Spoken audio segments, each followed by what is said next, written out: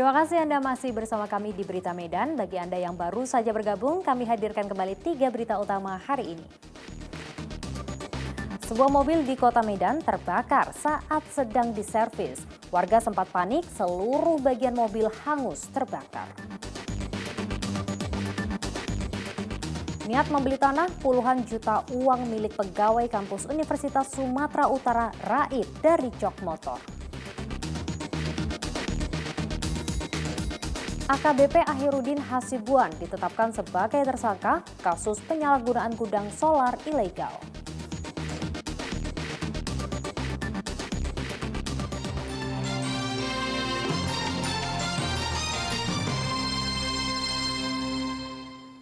Dugaan kasus penganiayaan yang melibatkan seorang ibu 5 anak di Kabupaten Nia Selatan berakhir damai. Terdakwa Erlina Zebua akhirnya dibebaskan setelah dimediasi oleh polisi dan Kejaksaan Tinggi Sumatera Utara.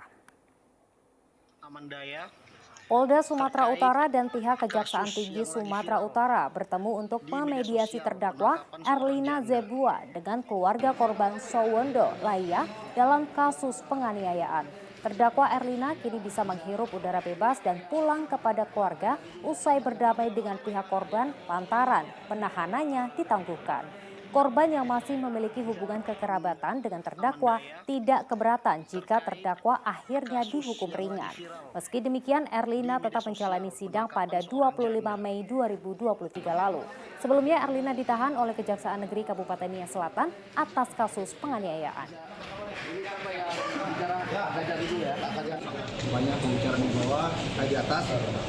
Alhamdulillah sudah tercapai perdamaian antara si korban dan tersangka. Dan masalahnya akan kita selesaikan secara kekeluargaan. Kemudian masalah yang keluarga tersangka ada 5 orang anaknya itu sudah diserahkan kepada Pak Wakil Bupati dan Ketua RD, dan akan ada penyelesaian itu. Masalah sengketa lahan juga akan diselesaikan sama mereka. Kasus penganiayaan ini sebelumnya mendapat perhatian di media sosial maupun warga setempat. Pasalnya, saat Erlina Zebua ditetapkan sebagai tersangka dan ditahan oleh Kejaksaan Negeri Kabupaten Nias pada 10 Mei 2023, kelima anak Erlina menangis.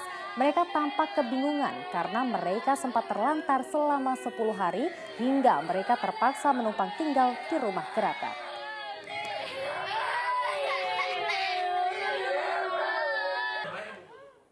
Masih dalam proses banding dari pemecatan, AKBP Ahirudin Hasibuan, mantan KBO Direktorat Reserse Anti Narkoba Polda Sumatera Utara, berhadapan dengan 2 pasal pidana.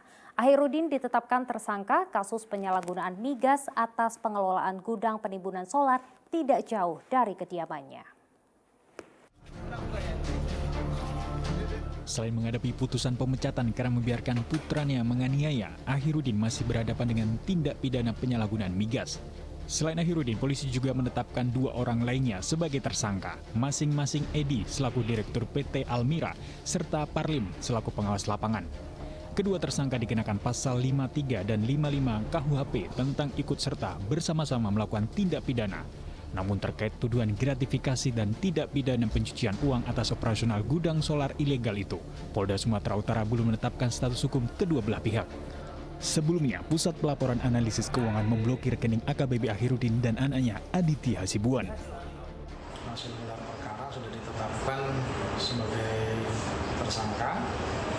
Yang pertama E, direktur utamanya, kemudian P, dia adalah petugas lapangan yang mengelola di gudang tersebut. Kemudian AH, dia perannya sebagai orang yang turut serta atau membantu dari gudang. Kecuali AKBP Ahirudin, tersangka Edi dan Parlin tidak dikenai penahanan. Sementara Ahirudin masih ditahan di penempatan isolasi Propam Polda Sumatera Utara atas kasus penganiayaan dengan tersangka utama putra bungsunya. Tuti Alawiyah Lubis melaporkan dari Kota Medan. Sidang gugatan paguyuban warga Komplek Taman Malibu Indah terhadap PT Taman Malibu Indah kembali digelar di Pengadilan Negeri Medan. Penggugat meminta hakim mengabulkan gugatan agar pengelolaan fasilitas umum dan fasilitas sosial diserahkan kepada pemerintah Kota Medan. Sidang gugatan paguyuban warga Komplek Taman Malibu Indah terhadap PT Taman Malibu Indah yang diketuai oleh Fauzul Hamdi kembali digelar di Pengadilan Negeri Medan Kamis pekan lalu. Sidang beragendakan penyerahan kesimpulan dari masing-masing penggugat dan tergugat. Hakim menunda persidangan hingga 2 pekan mendatang dengan agenda putusan. Usai persidangan, kuasa hukum penggugat Rifini Simanjuntak menjelaskan bahwa penggugat meminta agar PT Taman Malibu Indah menyerahkan pengelolaan fasilitas umum dan fasilitas sosial kepada pemerintah Kota Medan. Dari kesimpulan kami mendukung untuk gugatan, di mana kami juga mendukung program pemerintah untuk yang seharusnya fasum, fasos, prasarana, sarana, dan utilitas pada suatu komplek itu seharusnya diserahkan dan dikelola oleh pemerintah setempat. Ya, semoga putusan bisa hasilnya baik karena ini pun tujuannya untuk mendukung program pemerintah. Terkait gugatan ini, Guru Besar USU Ahli Hukum Bisnis berpendapat bahwa dalam undang-undang diatur regulasi pengelolaan fasilitas umum dan fasilitas sosial merupakan tanggung jawab pemerintah setempat. Jika pengembang atau pihak ketiga mengajukan diri sebagai pengelola, seharusnya dilakukan dalam bentuk perjanjian legal dengan para pemilik rumah tinggal. Itu udah diatur di beberapa peraturan yang tersebar di dalam undang-undang juga bahwa fasum itu pasti menjadi tanggung jawab pemerintah daerah setempat, gitu ya. Apa yang umum itu air, listrik, sampah, ya. Bisa dibayangkan kalau setiap perumahan punya manajemen sendiri, bikin listrik sendiri, bikin sendiri kan nggak mungkin. Sebenarnya mesti kita pikiran juga pemerintah daerah itu punya tanggung jawab yang cukup berat. Tapi kan sudah dibantu oleh developer dibangunkan untuk masyarakat, betul nggak? Ya. PUPR kita misalnya, wah kalau nggak ada itu bedah rumah, membangun itu kan tugas pemerintah. Tapi ketika ada itu dilakukan oleh misalnya pihak swasta, setelah selesai ikutin aja aturan mainnya, ikutin aja aturan perundang-undangnya, yang mana dikelola sendiri, yang mana diserahkan. Itu aja. Ya, saya nggak berbantah-bantahan soalnya ini hukum, itu peraturan. Ini kan soal kita taat atau tidak. Sebelumnya, lebih dari 200 orang pemilik hunian Komplek Perumahan Elit Malibu Indah menggugat perbuatan melawan hukum terhadap PT Taman Malibu Indah selaku tergugat 1, CV Badan Pengelola Malibu selaku tergugat 2, serta PT Medan Megah Propertindo selaku tergugat 3. Paguyuban perumahan itu juga menggugat Pemkot Medan dan Badan Pertanahan Nasional Kota Medan. Tujuan penggugat dalam mengajukan gugatan Akuo adalah untuk memperjuangkan fasilitas umum seperti jalan umum, lingkungan penghijauan, perbaikan drainase, pagar, maupun pembangunan tembok. Sedangkan fasilitas sosial yaitu taman rekreasi, tempat kebugaran, dan kolam renang. Dalam gugatannya, para pemilik hunian menyertakan katalog dan brosur penjualan rumah 25 tahun lalu. Tuti Alawi Lubis melaporkan dari Kota Medan.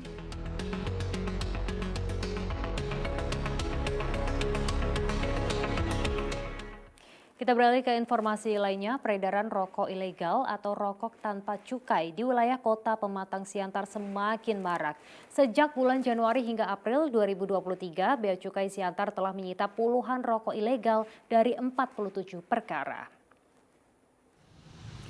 Sejak tahun 2022, peredaran rokok ilegal di wilayah Simalungun, Kota Siantar semakin marak dan beredar luas. Dari sejumlah merek dagang yang ada, rokok ilegal bermerek Lukman yang paling sering ditemui di pasaran. Bea Cukai hingga kini sudah menindak oknum pedagang kecil seperti warung yang menjual rokok ilegal. Namun penindakan tersebut belum dilakukan di tingkat grosir atau pemasok besar. Sejak Januari hingga April 2023, Bea Cukai telah menyita ratusan batang rokok ilegal dari 47 perkara. Paling banyak itu rokok tidak dilengkapi bea cukai, artinya polos. Kalau ketemu bilang tidak ada bandrol. Iya, bandrol, betul. Nah itu banyak kita temukan merek Lukman itu. Oh, sudah ada dilakukan penindakan juga, Bang? Sudah ya. Berapa BB yang ditemukan, Bang? Untuk sampai sekarang ini sekitar 47 perkara ya, tapi jumlah BB-nya saya pastikan lagi.